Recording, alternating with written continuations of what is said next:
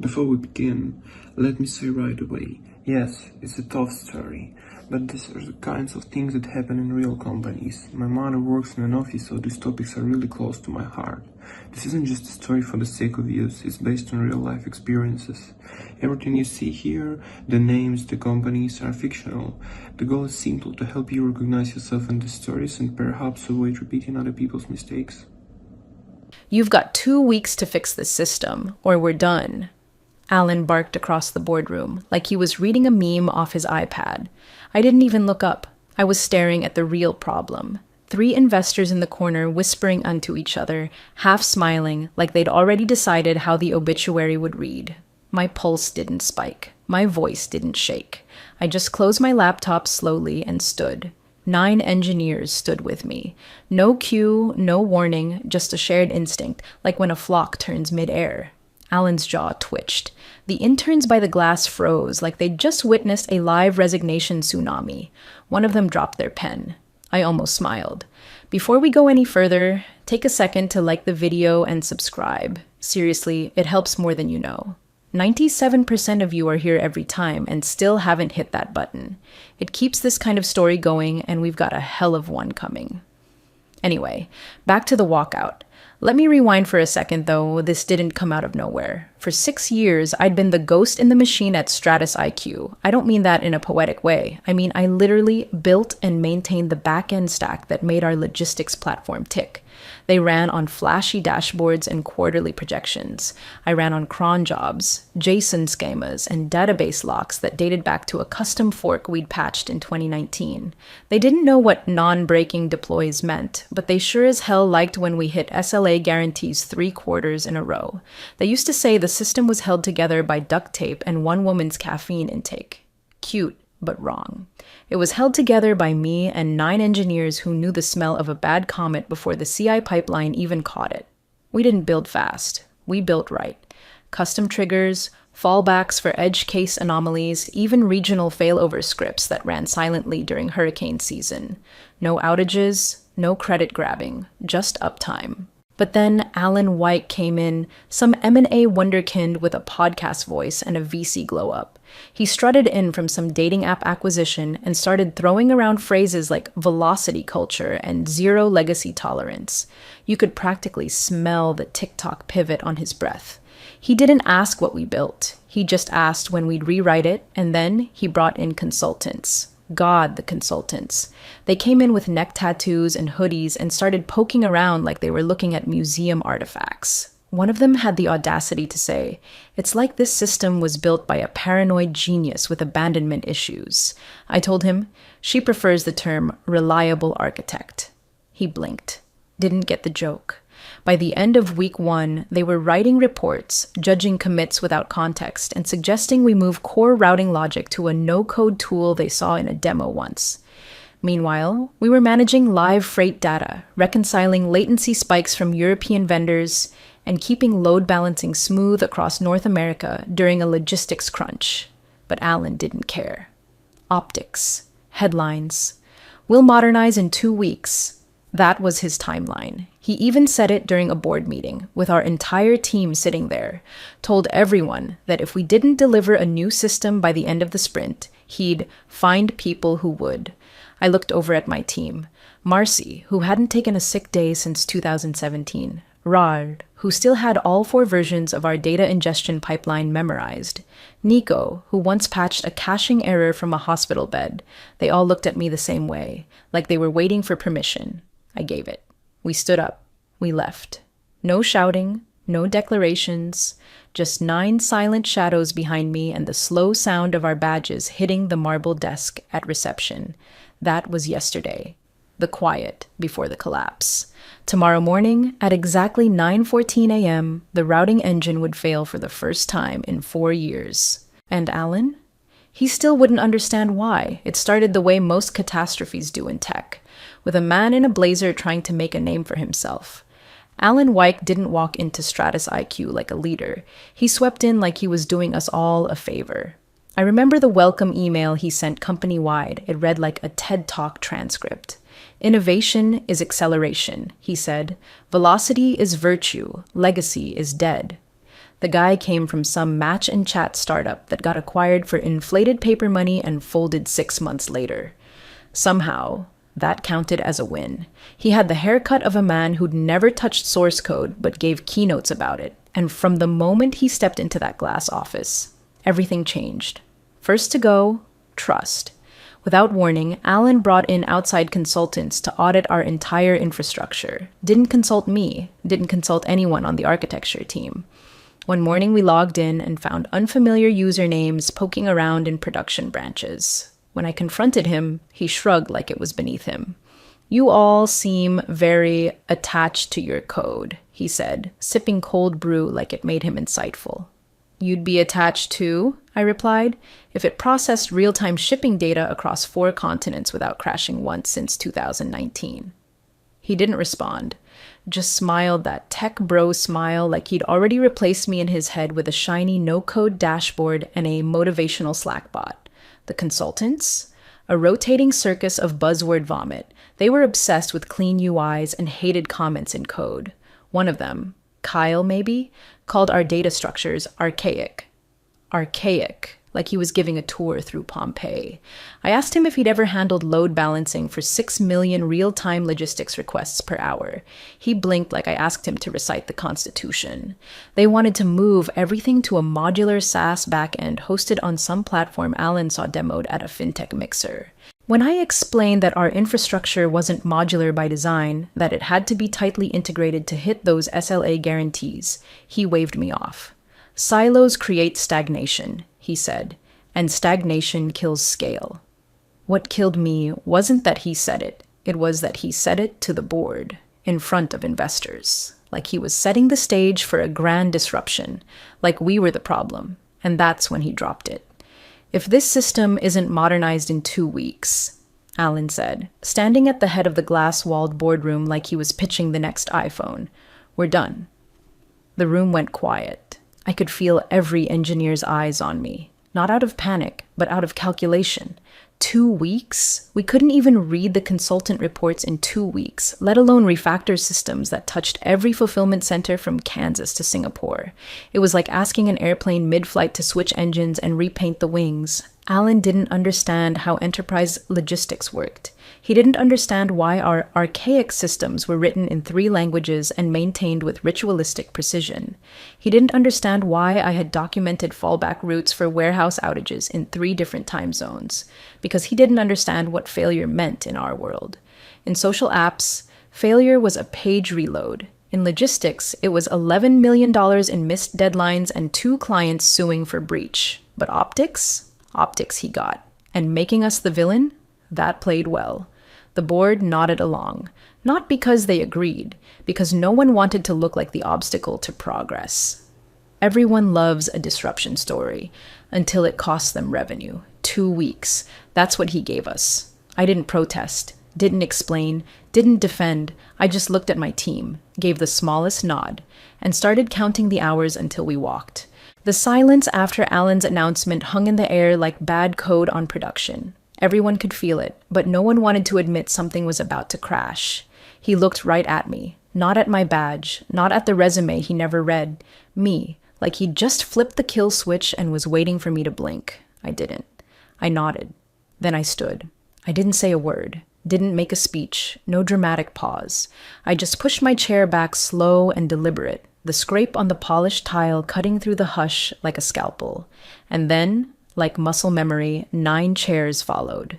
My entire engineering team stood with me. No cues, no looks, no whispered, "Are we doing this?" They just knew. Behind us, the boardroom glass reflected their stunned faces like a diorama of corporate hubris. One investor had a pen halfway to paper, mid-signature. Froze. A junior analyst near the door instinctively stood up like she wanted to stop us. And then sat back down just as quick. She knew. Everyone knew. The real infrastructure had just walked out. We moved through the halls like ghosts. The hallway chatter stopped. One of the project managers clutched a compliance binder tighter to her chest, like we were contagious. And Alan? He stayed in his throne, arms crossed, trying to pretend he'd won something. But the way his eyes darted toward the door told a different story. He didn't understand what had just left the building, but something in his gut was starting to whisper the truth. In the lobby, Marcy handed her security badge to the receptionist, who blinked at us like she'd just witnessed a company funeral with no eulogy. Raj muttered something about backups and RAID failsafes under his breath, more out of instinct than worry. Nico? He just smirked. He was the one who'd coded our auto shutdown sequence for legacy failover, a feature Alan didn't even know existed. We stepped out into the parking lot as a unit. No HR escort, no boxes of personal items. Just 10 minds that had kept a $200 million operation humming for 6 years, now standing in the sun like we'd just come back from war and found out someone burned down our house. So, my lead dev said, finally breaking the silence, "We're done?" I shook my head. "We're on standby." He looked confused, then nodded. The others didn't even ask what I meant. They knew.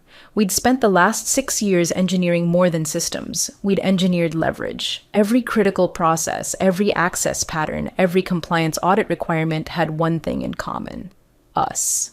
And when I say us, I don't just mean our fingers on keyboards. I mean our tokens, our biometric approvals, our knowledge of why the scheduling demon rerouted loads differently on federal holidays. You can't Git clone that. I watched the glass building behind us for a beat longer, then opened my car door. "Let him figure it out," I said, and we all drove off. Separate cars, same destination, quiet, patient readiness, the kind that comes just before everything goes dark. At 9:14 a.m. the next morning, the world ended.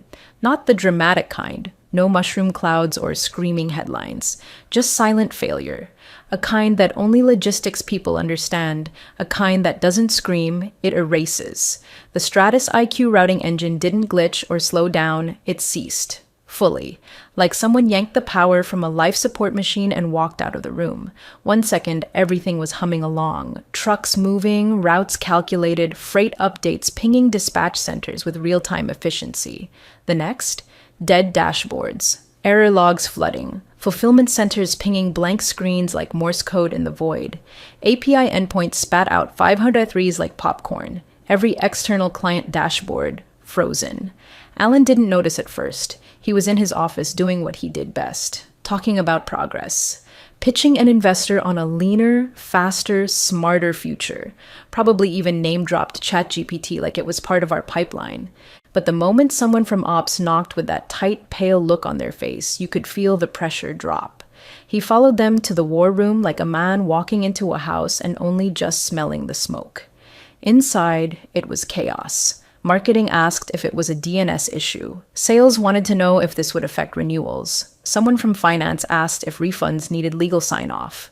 No one could access the control panel. Because there was no control panel. Our infrastructure didn't run on vendor dashboards or drag and drop containers. It was handcrafted, deliberate, contextual. Every task was orchestrated through custom automation layered with permission scripts. We built it that way because we had to. Logistics doesn't forgive. The system wasn't just ours philosophically. It was technically ours.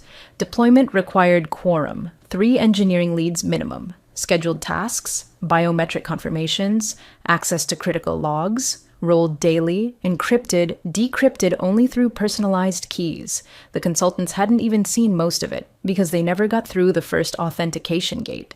They tried rebooting from a failover node in Virginia. It stalled. They tried rerouting through a backup in Chicago. It choked. One brave soul tried hard-coding a bypass script and triggered a recursive shutdown protocol. At some point, someone whispered the words no one wanted to hear. We need to call them. Them. Us. The team Alan pretended he didn't need. My phone buzzed once, then again, then 9 times in a row. Different numbers. Voicemails piling up. A Slack ping from a burner account someone must have found.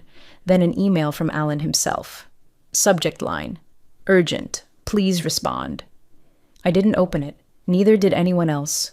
We'd walked away clean, quiet, with no threats, no theatrics, but that didn't mean we left them alone. We left them dependent. Every process Alan dismissed as legacy tied directly to the people he dismissed as relics. And now those relics weren't picking up. They were watching. watching the system buckle under its own arrogance, watching people scramble for access they never earned, watching Alan sweat through his pressed shirt while trying to explain to stakeholders why trucks were stalled in 4 time zones and the ERP system thought it was 1970. The discomfort wasn't just operational. It was existential. They hadn't just lost a system. They'd lost the only people who knew why it worked. By the second morning, the desperation was no longer subtle.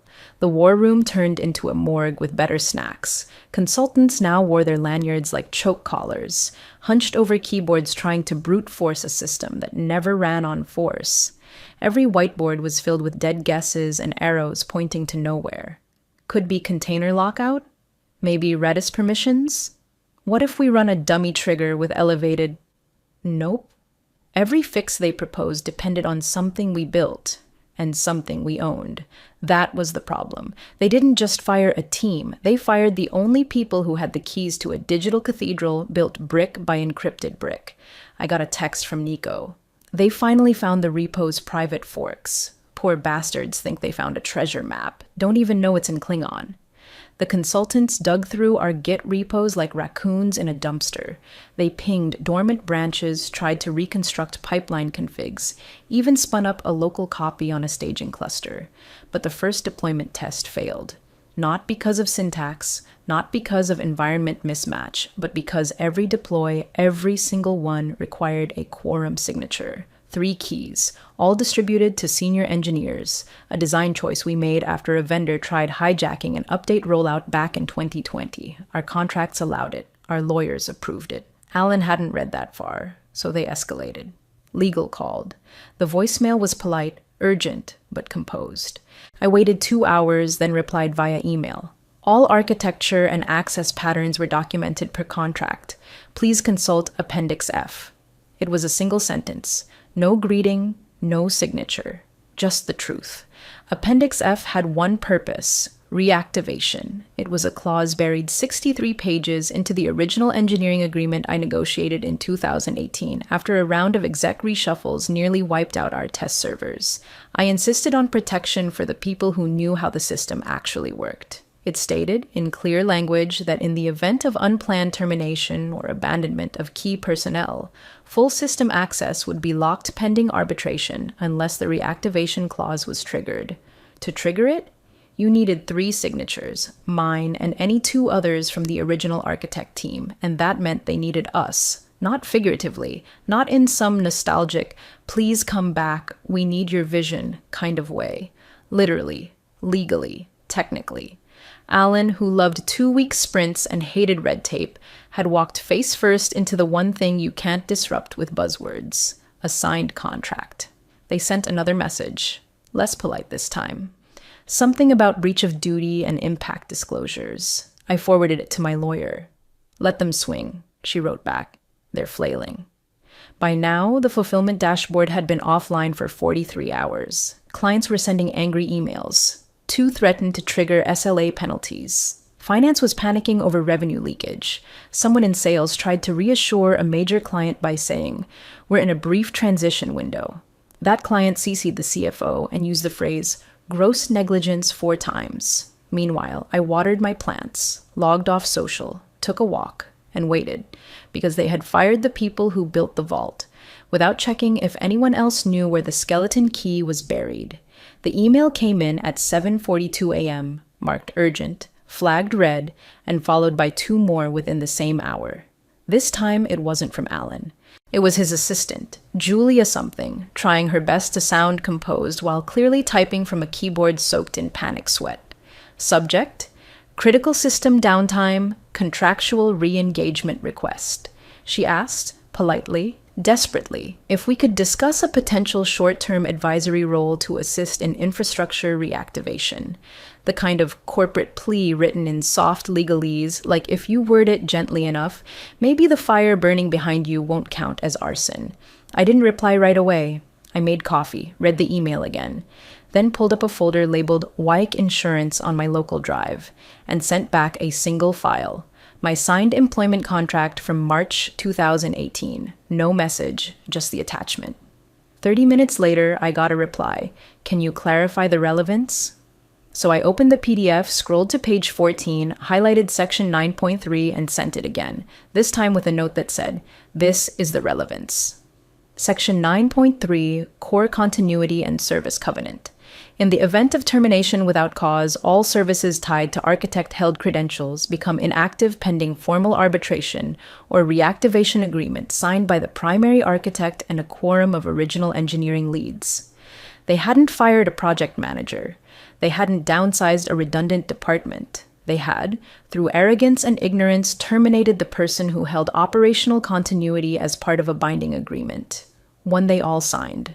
Alan's name was right there, digital and time-stamped, along with the board's. We didn't build that clause out of ego. We built it after watching too many companies collapse because nobody knew who had final access. Or worse, everyone thought they did. It was a last resort switch, a system freeze embedded in paperwork. And Alan, in all his modernization bluster, had triggered it without ever reading past page 10. I imagined the silence in that office when legal confirmed it. They didn't just fail to onboard a new system. They had legally disabled the only one that worked. Julia emailed again. She asked if I'd be willing to hop on a call. I declined. She asked if I'd reconsider. I sent a copy of the clause to their outside counsel and CC'd our lawyer. I let her take it from there. I was done explaining things to people who believed engineers were replaceable widgets. Let the lawyers talk now. Later that afternoon, a Slack message hit our private group chat from Marcy. Just saw the look on Alan's face when legal walked into his glass cube. That man's soul did a reboot. Nico posted a gif of a skeleton key turning slowly. Raj just wrote, Clause 9.3, the most beautiful line of text I've ever authored. The truth was, we didn't want it to get this far. But when someone treats people like old hardware and fires them without asking where the backups are, they don't just lose control. They activate consequences. By the time Alan figured that out, he wasn't in charge anymore. He was just another man begging for access to a system that no longer recognized him. By Friday morning, the calls started coming in direct. No more assistants, no more legal buffers. Just Alan, raw, fraying at the edges, sounding like a man who hadn't slept in 2 days and realized the ship he was steering didn't just hit the iceberg, it was the iceberg. We need this resolved. Now. He said it like he was still in charge, like the urgency in his voice would somehow rewind the disaster unfolding behind him. I let the silence stretch long enough for him to squirm. Then I gave him the only thing he understood. My team is willing to consult, I said calmly. Under contract. Independent LLC, $210,000 retainer. 10-day SLA. Escalation path through legal only. No Slack, no Teams, no stand-ups. We deliver. You stay out of the way. He balked. Of course he did. Probably did that dramatic CEO lean back, arms crossed like he was about to throw out a counteroffer. Maybe he thought he could negotiate. Maybe he thought I'd blink. I didn't. Because I didn't need this. I already had 3 offers from competitors who'd seen the Q2 dip coming and guessed we were behind it. They weren't just offering jobs, they were offering equity. So no, Alan wasn't holding cards. He was already bankrupt. I was just offering him a lifeline with a price tag. You're kidding, he said. I didn't even smile. Check the reactivation clause again. We're already being generous. He tried to pivot. You're extorting us. Call it what you want, I said, but you'll call it from a system that's working. That was the thing he didn't get. Still didn't get. This wasn't revenge. This wasn't ego. This was payment for a service no one else could provide. We weren't dragging them through the mud. They fired us, burned the documentation, locked themselves out, and now wanted us to fix it for free. Please. I sent over the draft agreement. Simple. Clean. 6 pages, no fluff. Retainer upfront, no net terms. Deliverables included endpoint restoration, audit patching, routing recalibration, and full handoff protocol within 10 business days. One caveat, no internal title, no reinstatement. We weren't coming back. We were solving a problem, then leaving. He didn't respond for 5 hours. Then, at 4:26 p.m., I got the email. Subject, executed agreement. No text, just the PDF, signed. 10 minutes later, our retainer hit the account. I forwarded it to the team chat. Nico replied, consultant rate hits different. Raj, guess who's about to get paid to undo 3 days of corporate stupidity? Marcy just dropped a link to a 5-star Airbnb cabin and a calendar block labeled Post-Retainer Recovery. We didn't cheer. We didn't celebrate. We just got to work. On our terms. Not because they deserved it, but because we were professionals. And because control isn't about holding the door shut. It's about being the only one who knows where the hinges are. Sunday night, we logged into a Slack workspace I spun up under our LLC's name. Neutral, locked down, invitation only. No company branding, no silly GIF bots. Just a clean slate for clean work. The 9 of us entered quietly, like surgeons scrubbing in. No banter, no bitterness, just links to the architecture documents we'd privately maintained all along and a checklist titled Reanimation Protocol. Nico pushed the first patch by 6:38 p.m. Marcy reactivated the regional routing scripts by 8:11 once we confirmed the encryption keys hadn't been tampered with. By 9:42, Raj dropped the new deploy scaffold that bypassed the corrupted consultant changes entirely. We didn't bother fixing what they broke. We replaced it with something that worked. At 11:58 p.m., I typed one line into the ops channel. Routing daemon active. Monitor for signal sync in 90. By midnight, the first ping came through. Successful handshake from the Atlanta hub, then Miami, then Chicago. By 12:27, regional ops centers were reporting stabilized load and recovery throughput. We didn't say, we're back. We didn't need to. The data said it for us. By Monday at 7:04 a.m., internal dashboards hit 92% uptime. Fulfillment queues caught up, real-time tracking resumed. Someone in client services actually cried, from what I heard. But here's the thing. We didn't attend the internal morning stand-up. We weren't on the call list. We weren't even in the company directory anymore. We just emailed our daily reports, signed, time-stamped, professionally structured, no emojis, no greetings, no extra commentary. Alan never responded directly. Not once. Word got around that he tried to thank Raj during a meeting, stumbled, and ended up thanking the vendor team. Cute. But even he knew we weren't vendors. We were the original architects. We were the system. We didn't speak to middle managers. We didn't take suggestions. When 1 p.m. tried to assign us a JIRA ticket, Nico responded with a screenshot of the contract clause that said we don't take unpaid direction. Boundaries.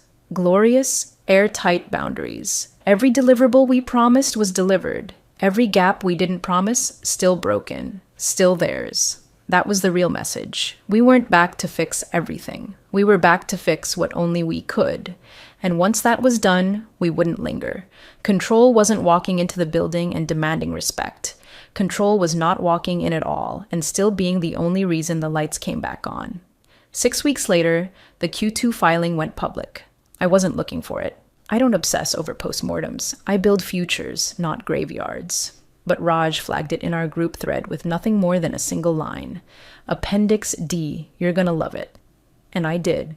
Tucked at the bottom of a 10-page summary, buried beneath optimistic language about resilience and learned lessons, was a line so sterile it practically reeked of shame. Operational disruption attributed to contractual misalignment with key personnel. Resolved via short-term consulting agreement. Cost impact, 1.8 Mars. That was it. No names, no mention of the 3-day blackout, no confession that we'd built the very system that imploded when they tried to modernize it with a whiteboard and a dream. Just a footnote. One paragraph to explain a collapse that triggered lawsuits, cost them 4 major clients, and nearly vaporized investor confidence. Nico printed it on company letterhead and framed it above our espresso machine. We hung it in our new office, the one with our name on the lease, because that's the part Alan never understood. We weren't bitter ex-employees. We were founders in disguise. When Stratus IQ tried to replace us, they didn't just lose engineers. They outsourced salvation. And in doing so, they validated every architectural principle we'd spent 6 years quietly perfecting. Now, we run our own firm. We build modular logistics systems, clean, portable, scalable, built not just to survive handoffs, but to thrive without dependency. Every client gets the same guarantee. You'll never need to call us in a panic. Because we don't build job security. We build exit-proof systems. People ask if we'd ever go back to Stratus. I tell them we never left. We just stopped clocking in. And for the record, That 210K retainer was our seed money. Funny how a company that tried to erase us ended up underwriting our freedom. They called it a misalignment. We called it a launch pad.